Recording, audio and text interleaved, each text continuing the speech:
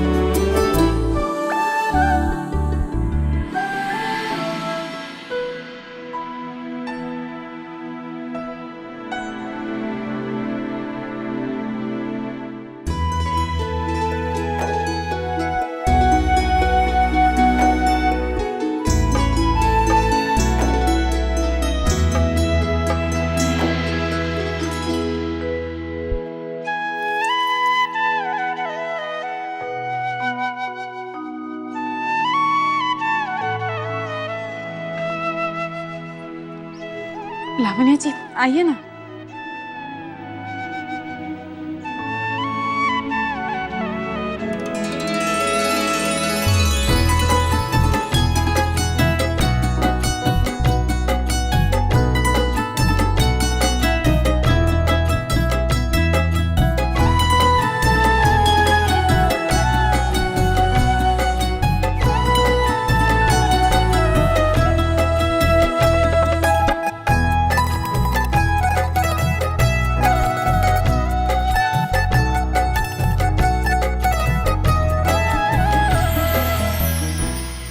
खुशी बिटिया, रसोई से घी ले आइए, लागत है जयप्रकाश भूल गए।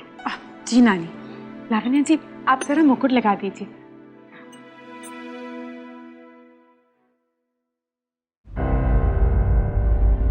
दी ने भेजा।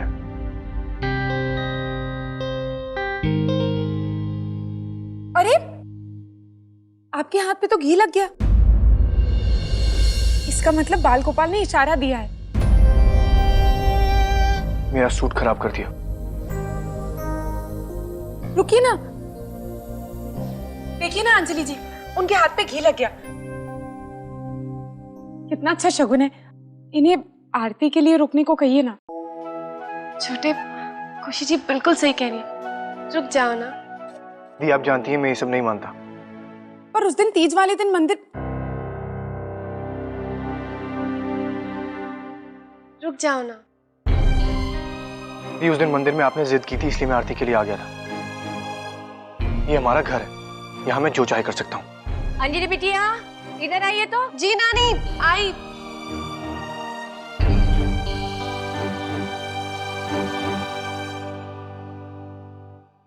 अरे आप ऐसे कैसे जा सकते हैं? बाल गोपाल जी ने खुद आप। इस घी के गिरने से मेरा ड्राई क्लीनिंग बिल बढ़ने के अलावा और कुछ नहीं हुआ है।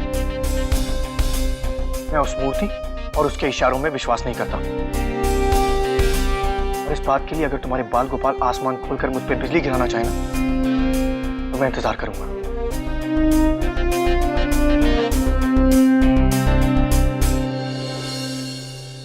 एक इंसान खुद को भगवान कैसे समझ सकता है? आज बाल गोपाल जी का जन्मदिन है, कम से कम उसका तो ख्याल किया होता।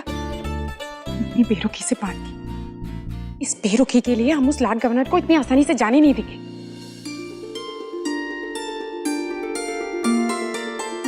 आप चिंता मत कीजिए बाल गोपाल जी, हम उस लॉर्ड गवर्नर को लेकर ही आएंगे और किसी न किसी तरह आपसे माफी भी मंगवाएंगे।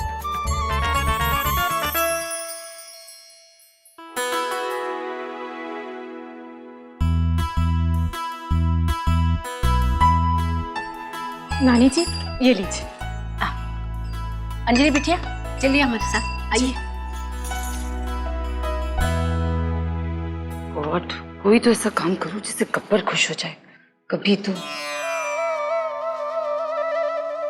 वैसे लावण्या जी, आप कुछ कर सकती हैं। पूजा और आरती शुरू होने से पहले एक काम है जो आप कर सकती हैं। आप हमारे साथ चलिए। नानी का दिल जीतने की तरफ आपका पहला कदम। चलिए।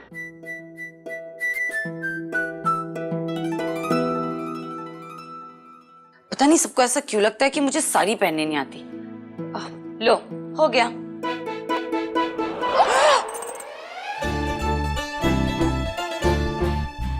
लाइए लाइए, हम करते हैं। आपको साड़ी को इस तरह से मोड़ना है। लीजिए, अब आप कीजिए।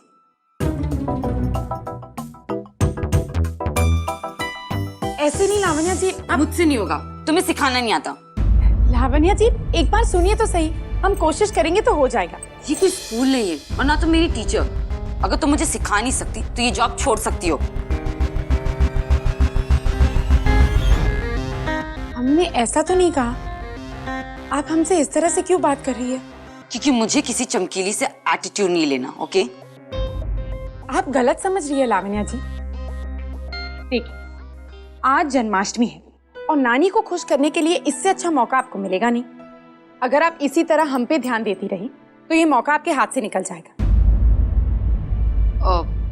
ओके, बताओ करना क्या है? ये लीजिए। कितना अनकंफर्टेबल है ये तो हो गया। अब आपको अर्नव जी को आरती में आने के लिए किसी भी तरह मनाना होगा। नानी जी और भी खुश हो जाएंगी। कभी नहीं होगा। I mean, मुझसे भी नहीं और किसी से भी नहीं। एसार और आरती, नो वेज। जरा सोचिए लावण्या जी, हमने नानी जी को किसी से कहते हुए सुना कि अर्नव जी कभी भी आरती के लिए नहीं आते। पर आज अगर आपकी वजह से वो आरती में गए तो चलिए छोड़िए, कम से कम हम तो आरती के लिए चलते। चलिए। अब तुम जाओ, मैं आती हूँ। जी।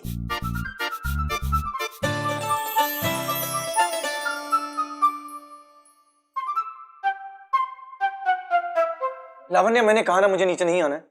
मैं आरती के लिए नहीं आ रहा। ओ कम ऑन एसार, तुम भी तो सोचो ना। I mean, मैं ये सब बातों में बिलीव नहीं करती। अगर तुम नीचे आरती पे आओगे तो नानी कितनी खुश होगी। लावण्या, ऐसे लीव मी अलोन।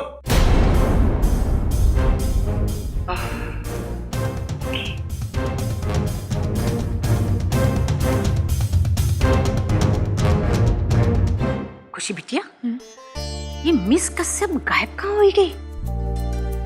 नानी जी, वो अर्नव जी को पूजा के लिए बुलाने गई है। नहीं आएंगे, बहुत जिद्दी हैं छोटे। नहीं नानी जी, हमें पूरा भरोसा कि इस बार वो पूजा के लिए जरूर आएंगे। वो लावण्या जी को मना नहीं कर पाएंगे।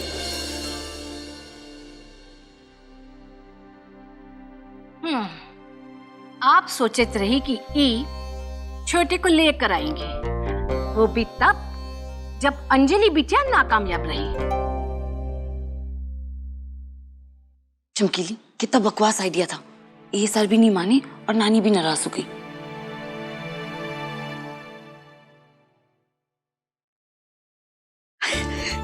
लावण्या जी, आप चिंता मत कीजिए, हमारे पास एक और उपाय है।